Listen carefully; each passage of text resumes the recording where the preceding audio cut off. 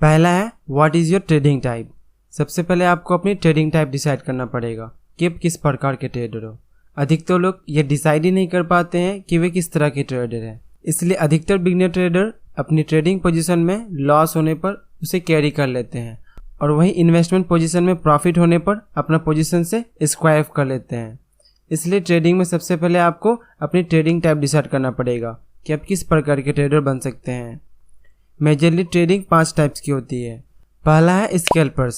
इस तरह के ट्रेडर बहुत छोटे टाइम फ्रेम में काम करते हैं, यानी मिनटों में पोजीशन में एंट्री और एग्जिट करते हैं, जो कि बहुत फास्ट प्रोसेस है।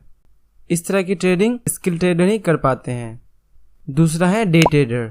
इस तरह के ट्रेडर्स दिन भर के लिए ट्रेड लेते हैं और दिन के दौरान ही अपनी पोजीशन से स्क्वाइप कर लेते हैं, चाहे उसे प्रॉफिट हो या लॉस। इस तरह की ट्रेडिंग करने के लिए बहुत प्रैक्टिस की जरूरत पड़ती है। ये वही लोग करते हैं जो मार्केट में बहुत समय से काम करते आ रहे हैं। तीसरा है मोमेंटम ट्रेडर। इस तरह के ट्रेडर ट्रेडिंग में मोमेंटम को कैचअप करने की कोशिश करते हैं, यानी जैसे ही किसी स्टॉक में मोमेंटम दिखता है तो उस स्टॉक में एंट्री कर लेते हैं और वहीं मोमेंटम खत्म होने पर तुरंत एग्जिट कर लेते हैं। इस तरह की ट्रेडिंग वीकली और डेली बेसिस पे की जाती है। चौथा है स्विंग ट्रेडर। इस तरह के ट्रेडर वीकली और मंथली बेसिस पर काम करते हैं। जैसे ही किसी स्टॉक के चार्ट पैटर्न में ब्रेकआउट होता है तो इस तरह के ट्रेडर उस स्टॉक में अपना पोजीशन बना लेते हैं और उसे कुछ समय तक कैरी कर लेते हैं और जैसे ही कोई रिवर्सल के साइन मिलते हैं तुरंत अपने पोजीशन से एग्जिट कर लेते हैं। मार्केट में अधिकतर ट्रेडर इसी तरह की ट्रेडिंग करना पसंद करते हैं। पांचवा है पोजिशनल ट्रेडर।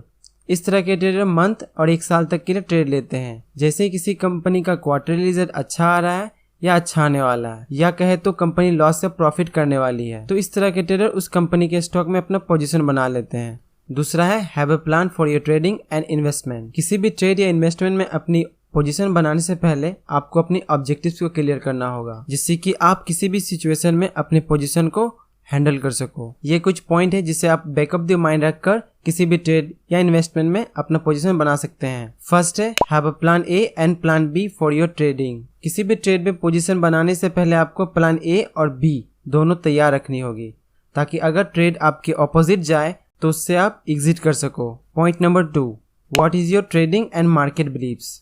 आपको मार्केट को लेकर अपना एक व्यू बनाना होगा ताकि आप मार्केट को एनालाइज कर ट्रेड ले सको। इसलिए एक कहावत है, you can not trade the market, you can only trade your believes about the market. यानी आप मार्केट को ट्रेड नहीं कर सकते हैं, आपका मार्केट को लेकर क्या बिलीव्स है उस पर ट्रेड लेते हैं। Point number 3, big picture of market. इसके बिना आप ट्रेड प्लान ही नहीं कर सकते हैं। इसमें आपको ओवरऑल मार्केट को समझना होता है कि इक्विटी मार्केट क्या कर रही है, कमोडिटी मार्केट में क्या चल रहा है और करेंसी मार्केट में किस तरह की उठापटक चल रही है, ताकि आप सभी चीजों को एनालाइज कर मार्केट में सटीक और ब्रॉडर व्यू बना सको। Point number 4, position sizing strategy. किसी भी ट्रेड को करने के लिए आपकी पोजीशन साइजिंग को ध्यान रखना होगा, यानी आप अपने ट्रेड में कितना लॉस कर सकते हैं। इस टॉपिक को हम आगे डिटेल में बात करेंगे। Point number 5, typical psychological challenges. क्योंकि ट्रेड में एंट्री करने के बाद मेंटली बहुत सारे साइकोलॉजिकल चैलेंजेस आते हैं, जैसे स्टॉक्स का न्यूज़ फ्लो, मार्केट की वोलेटिलिटी और ग्लोबल अनसर्टेनिटी। इसलिए नॉइस को कट कर अपने सिस्टम पर स्टिक रहना होगा, जिससे कि आप आउटर नॉइस से मेंटली डिस्टर्ब ना हो। तीसरा है अंडरस्टैंडिंग द बिग पिक्चर। सबसे पहले आपको एक ब्रॉडर व्यू बनाना होगा, जिससे आप मार्केट को अंडरस्टैंड कर सको। आपको वर्ल्ड के अलग अलग देशों के मार्केट्स और उन देशों में क्या उलटफेर हो रहा है उन चीजों को देखना पड़ेगा। जैसे इन्फ्लेशन किस तरह की है, मॉडरेट है या हाई इन्फ्लेशन है, क्या देश के सेंट्रल बैंक ब्याज दरों में बढ़ोतरी कर रहे हैं या ब्याज दरों में कटौती कर रही है। अलग अलग देशों के बॉन्ड मार्केट्स और करेंसी मार्केट में भी नजर रखनी होगी कि वहाँ किस तरह के बदलाव आ रहे हैं। और हाँ, मोस्ट इम्पोर्टेंट, सेंटिमेंट्स। आपको वर्ल्ड मार्केट और डोमेस्टिक मार्केट के सेंटिमेंट को रीड करना पड़ेगा, ताकि आप इन सभी चीज़ों को एनालाइज कर अपनी एक स्ट्रेटेजी बना सको, जिसके बेसिस पर आप ट्रेड ले सको। चौथा है डिजाइन अ ट्रेडिंग सिस्टम। किसी भी तरह के सिस्टम को बनाने से पहले आपको 3 वर्ड्स को समझना होगा। Who are you.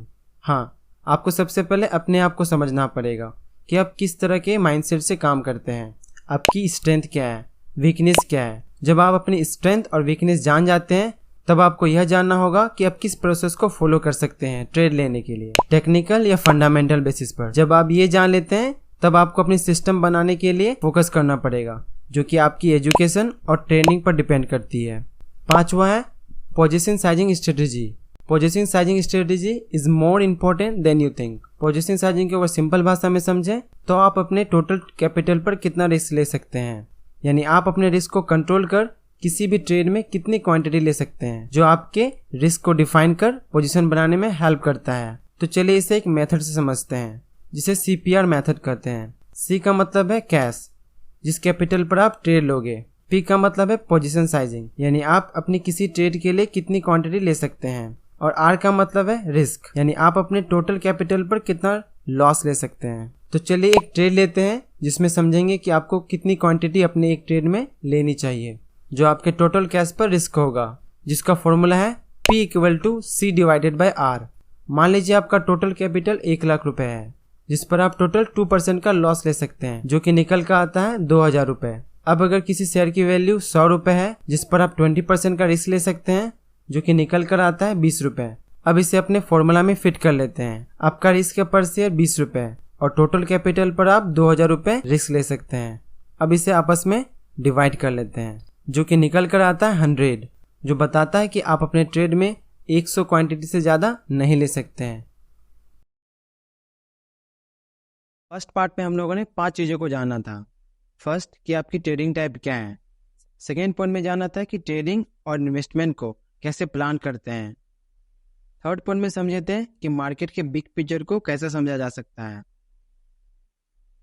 और फोर्थ पॉइंट में कौन सी ट्रेडिंग टाइप आप पर फिट होती है ये समझे थे। और फिफ्थ पॉइंट में पोजीशन साइजिंग स्ट्रेटेजी को डिटेल में समझे थे। लेकिन आज के इस वीडियो में जानने वाले हैं कि कैसे आप अपने ऊपर वर्क कर ट्रेडिंग के लिए अपने आप को रीइन्वेंट कर सकते हैं। तो चलिए वीडियो को स्टार्ट करते हैं और जानते हैं।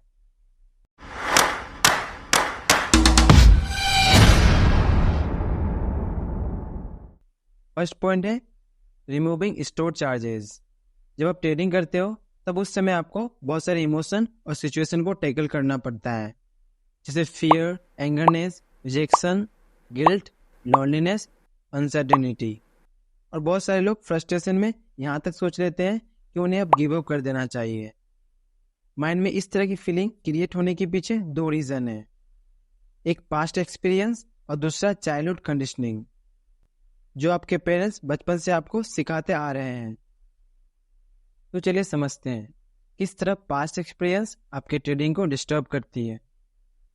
मान लीजिए कोई प्राइस किसी एरिया में जाकर रेजिस्टेंस ले रहा है और प्राइस एक ही जगह पर रुका हुआ है और आप वेट कर रहे हो कि जैसे चार्ट पर ब्रेकआउट आएगा आप एंट्री कर लोगे।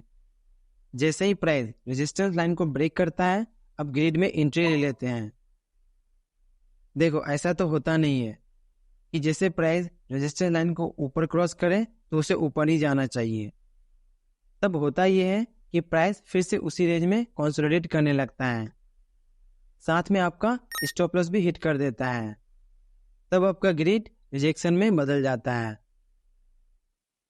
अब चार्ट पर फिर से प्राइस रेजिस्टेंस लाइन को ब्रेक करने की कोशिश करता है। जैसे ही प्राइस ऊपर जाने लगता है आप फिर से ट्रेड ले लेते हैं। इस बार ट्रेड तो लेते हो, लेकिन आपके बैक ऑफ द माइंड में पिछले ट्रेड में रिजेक्शन का फियर बैठ जाता है और जैसे ही प्राइस अपने रेंज में आने लगता है आप फियर में ट्रेड से एग्जिट कर लेते हैं।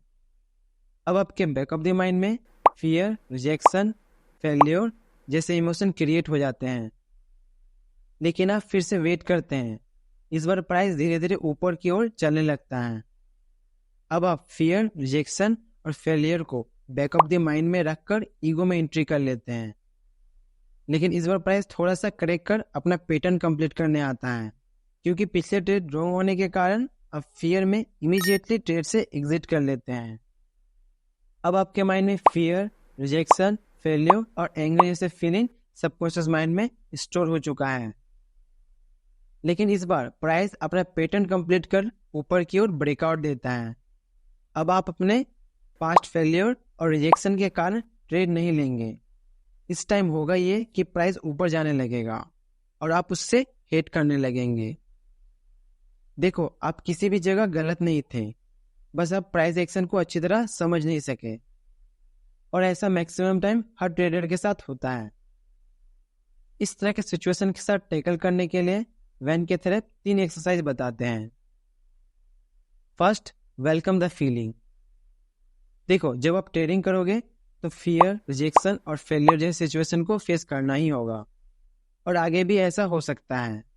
इसलिए अपने माइंड को रेडी कर इस तरह के फीलिंग को वेलकम करना सीखना होगा, ताकि हमारा माइंड इस तरह के सिचुएशन में उलझे ना।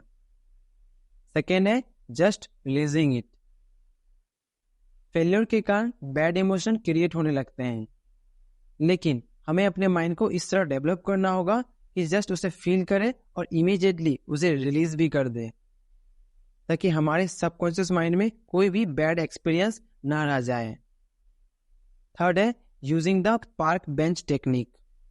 इस एक्सरसाइज में आपको अपने इमोशन को फील करना होता है, जिससे अगर आपका कभी स्टॉप लॉस हिट हो जाए तो आपको इस सिचुएशन के बारे में किसी शांत जगह पर या हो सके तो पार्क में बैठकर इसके बारे में सोचना है और उसे फील करना है। इससे होगा ये कि आपका माइंड धीरे धीरे इस तरह के इमोशन से बोर होने लगेगा और इसे कम वेटेज देगा। इसलिए जब आपको लॉस होगा तब आपका माइंड इसे उतना ज्यादा वेटेज नहीं देगा जितना इसे देना चाहिए। सेकेंड पॉइंट है राइट डाउन योर बिलीव्स। आप कभी भी मार्केट को ट्रेड नहीं कर सकते हैं और ना ही कोई कर सकता है। ये सुनने में थोड़ा सा अटपटा लग रहा होगा, क्योंकि मार्केट को लेकर आपका क्या बिलीव्स है आप उस पर ट्रेड लेते हैं। ट्रेडिंग में पीक परफॉर्मेंस लाने के लिए आपको अपने बिलीव्स को जानना होगा, जिससे अपने आप को स्ट्रेच कर कंफर्ट जोन से बाहर निकल सको। ऑथर ने इस प्रोसेस को ट्रेडर रीइन्वेंशन पैराडाइम का नाम दिया है। जब आपका पैराडाइम चेंज हो जाएगा तब ये पैराडाइम आपको कमिटमेंट कर आपके गोल्स को अचीव करने में हेल्प करेगा। तो चलिए समझते हैं ट्रेडर रीइन्वेंशन पैराडाइम क्या है। हमारे अंदर belief majorly parents, peers, social media, school और पास्ट एक्सपीरियंस से क्रिएट होते हैं। आपको ट्रेडिंग करते टाइम नोटिस करना होगा कि कौन से बिलीफ्स और इमोशन आपको हेल्प करती है और कौन से बिलीफ्स आपके एक्शन को लिमिटेड करते हैं। जो बिलीफ्स आपके परफॉर्मेंस को बेटर करने में हेल्प करे उसके साथ रहना है, और जो बिलीफ्स आपके परफॉर्मेंस को इंटरप्ट करे उसे छोड़ देना है। इससे होगा ये कि अच्छे बिलीफ्स आपको बेटर करती जाएगी। थर्ड पॉइंट है discipline in meeting your goals. Trading को लेकर कुछ गोल सेट करने होंगे। अगर आपने अभी तक कोई गोल सेट नहीं किया है तो आई सजेस्ट कि सबसे पहले आप गोल सेट कर लो, क्योंकि एक बार जब आप गोल सेट कर लेते हैं तो उस गोल को पूरा करने के लिए आपको डिसिप्लिन होना होगा।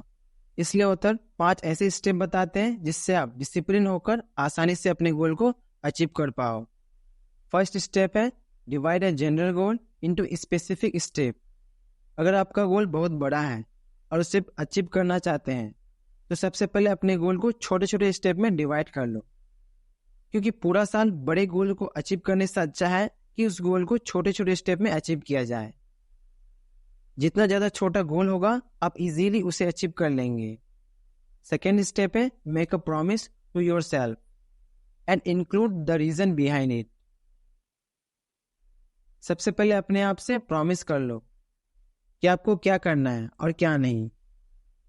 जैसे अगर आप अपने आप से प्रॉमिस करते हो कि आप डेली सुबह उठकर मेंटल रिहर्सल करेंगे, तो इसके पीछे आपको रीजन इंक्लूड करना होगा कि क्यों ये एक्सरसाइज आपके लिए इम्पोर्टेंट है।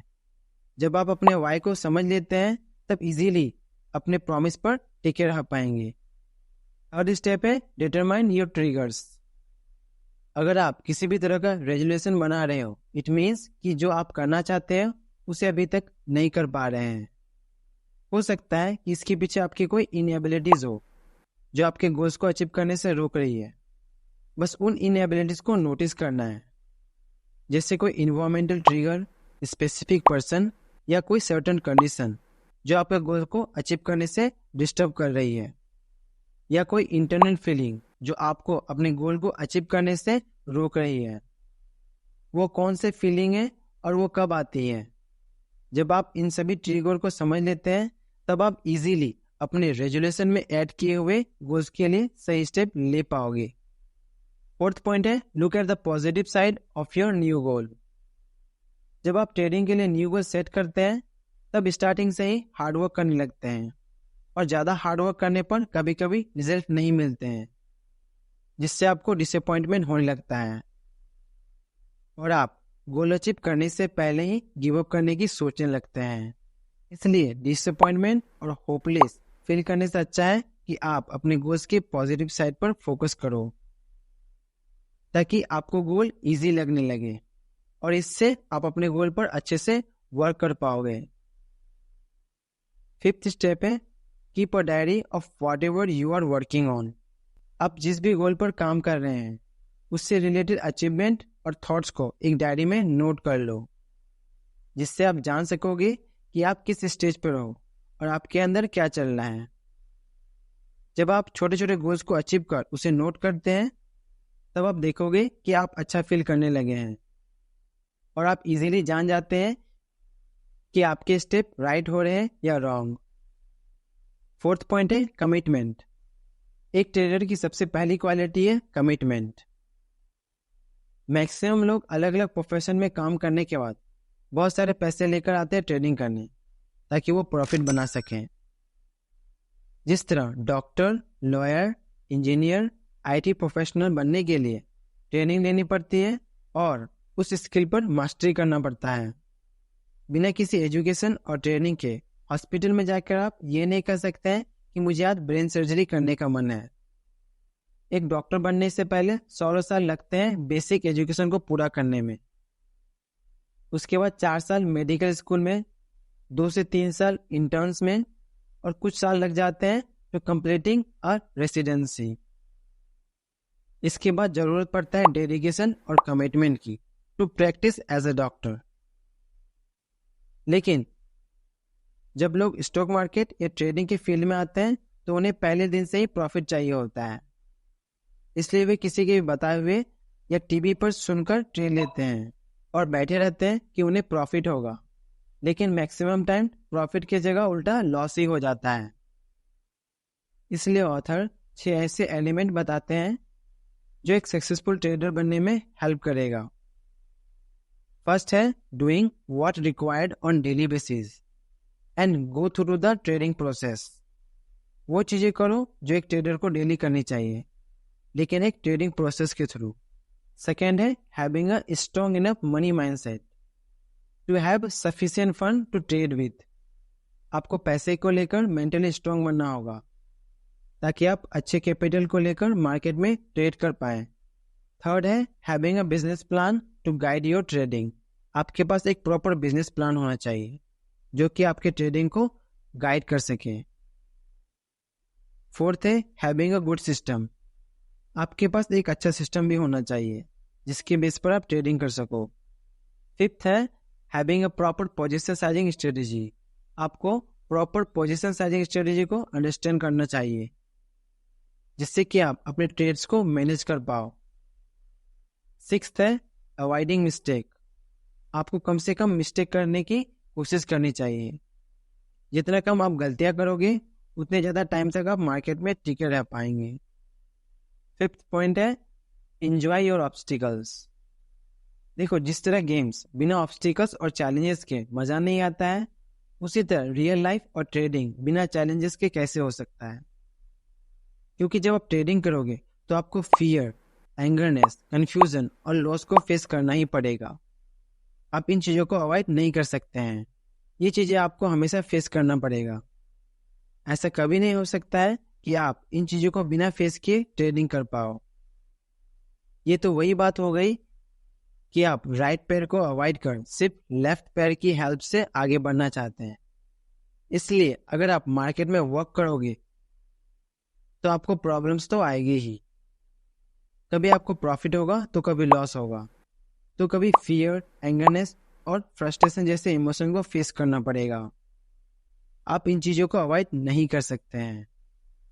इसलिए आपको उन चीज़ों को एक्सेप्ट कर मेंटली और इमोशनली स्ट्रांग बनना होगा और अपने प्रॉब्लम्स और चैलेंजेस को एंजॉय करना सीखना होगा। जब तक आप अपने ऑब्स्टिकल्स को एंजॉय नहीं करना सीखोगे तब तक आप एक सक्सेसफुल ट्रेडर नहीं बन पाएंगे। इसलिए अपने ऑब्स्टिकल्स को एंजॉय करो और आ रहे चैलेंजेस को फेस कर आगे बढ़ते रहो। आई होप कि वीडियो आपको अच्छा लगा होगा। तो आज के लिए इतना ही। तब तक के लिए till then tata, take care and जय हिंद।